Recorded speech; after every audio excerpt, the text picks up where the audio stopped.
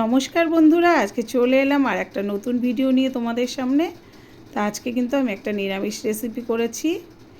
Nandi blog and kitchen আমার YouTube channel আর আমার profile Rita Nandi, তোমাদের সবাইকে স্বাগত। তা আমি যেটা করেছি আজকে পনিরের তরকারি, আলু দিয়ে পনির দিয়ে একটা তরকারি করেছি। তো সেটাই কিন্তু আমি দেখাবো তোমাদের, যদিও এটা খুব সাধারণ একটা রেসিপি, তবুও আমিও কিভাবে করলাম সেটাই একটু দেখানোর। তো প্রথমে অবশ্যই পনিরগুলোকে আমি এইরকমভাবে টুকরো করে নিয়েছি, নিয়ে একটু সামান্য একটু হলুদ আর একটু নুন দিয়ে পনিরটাকে আমি মেখে নিয়েছি। নিয়ে কড়াইয়ে তেলটা গরম করে দিয়ে তার মধ্যে আমি পনিরগুলোকে দিয়ে দিলাম, একটু ভাজা ভাজা করে নিলাম পনিরগুলোকে। ভাজা ভাজা করে নিয়ে এবারে কিন্তু আমি পনিরগুলোকে তুলে নিলাম।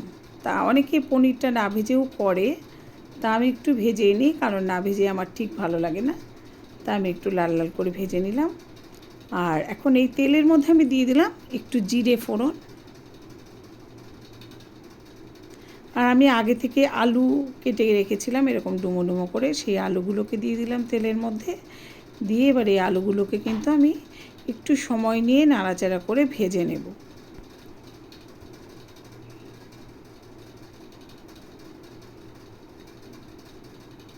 আমার তো মনে হয় সব বাচ্চারাই পনির খেতে ভালোবাসে, অনেক বাড়িতেই বাচ্চারা পনিরটা খুব ভালোবাসে। সেই জন্য বাচ্চাদের জন্য এটা খুব সুবিধেও, যেহেতু পনির মতো কাঁটা টাটা কিছু নেই, এটা একটা সুবিধে।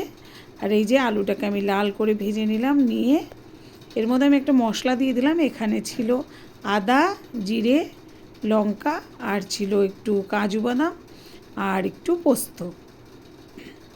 এই সব কয়টা জিনিস আমি একসঙ্গে করে নিয়ে মিক্সিতে পেস্ট করে নিয়েছি। নিয়ে আমি এখানে তেলের মধ্যে দিয়ে দিলাম,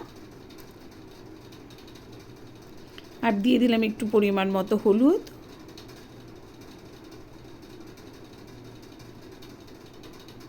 আর দিয়ে দিলাম অল্প করে সামান্যই আমি দিলাম কাশ্মীরি লঙ্কার গুঁড়ো। কাশ্মীরি লঙ্কার গুঁড়োটাতে একটু কালারটা সুন্দর হবে, একটু লাল টুকটুকে হবে, দেখতে ভালো লাগবে, এই কারণেই লঙ্কার গুঁড়োটা দেওয়া, কাশ্মীরি লঙ্কার গুঁড়োটা। তো এই যে আমি মশলাটাকে কিন্তু খুব সুন্দর করে কষিয়ে নিলাম।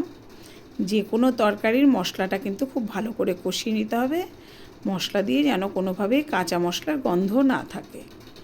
তো তারপরে আমি জল দিয়ে দিলাম। জলটা অবশ্যই আমি পরিমাণটা বুঝে দেব, কারণ পনিরটা তো সেদ্ধ হওয়ার কোনো ব্যাপার নেই, আলুটা সেদ্ধ হওয়ার ব্যাপার। সেই পরিমাণে জলটা দেবো, আর খুব একটা যে ঝোল রাখবো সেটাও নয়। তো সেই হিসেবে আমি কিন্তু জলটা এখানে দিয়ে দিচ্ছি। এবারে ঝোলটাকে আমি কিছুক্ষণ ধরে ফুটিয়ে নেব, আর দিয়ে দিলাম এখানে স্বাদ মতো লবণ। লবণটা দিয়ে আমি একটু নাড়া দিয়ে দিলাম। এবার অবশ্যই ঝোলটাকে কিছুক্ষণ ফুটিয়ে নেব আমি ভালো করে। এই যে এইভাবে কিন্তু ঝোলটাকে আমি অনেকক্ষণ ধরে একটু ফুটিয়ে নিলাম। এদিকে আলুটাও কিন্তু আমার প্রায় সেদ্ধ হওয়ার পথে। আর তখন আমি এখানে দিয়ে দিলাম যে ভেজে রাখা পনিরগুলো। ভেজে রাখা পনিরগুলো দিয়ে আমি একটু নাড়া দিয়ে দিলাম।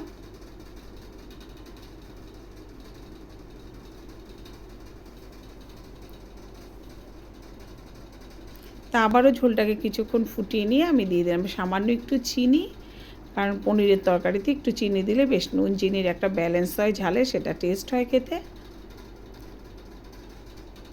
আবার আর কিছুক্ষণ আমি একটু ফুটিয়ে নিচ্ছি ঝোলটাকে। আর একদম শেষে আমি দিয়ে দিলাম কিছুটা ঘি। তবে ঘিটা দিয়ে কিন্তু আমি আর খুব বেশিক্ষণ ফোটাবো না ঝোলটাকে। এবার আমি গ্যাসটাকে অফ করে দিলাম। তো এবার কিন্তু শুধুমাত্র পরিবেশনের অপেক্ষা, কীরকম খেতে হলো সবাই বলবে। তা বন্ধুরা, তোমরা তো দেখলে আমি কিভাবে আজকের পনিরের তরকারিটা করলাম। তো তোমাদের যদি ভালো লেগে থাকে তোমরা অবশ্যই একবার এইভাবে করে খেয়ে দেখো। আর নন্দী ব্লগ অ্যান্ড কিচেন আমার ইউটিউব চ্যানেল থেকে যারা দেখবে অবশ্যই চ্যানেলটাকে তোমরা সাবস্ক্রাইব করে দেবে। আর আমার প্রোফাইল রীতা নন্দী থেকে যারা দেখবে তারা অবশ্যই লাইক কমেন্ট করে দিও আর শেয়ার করে দিও। দেখা হবে পরবর্তী ভিডিও নিয়ে। টাটা।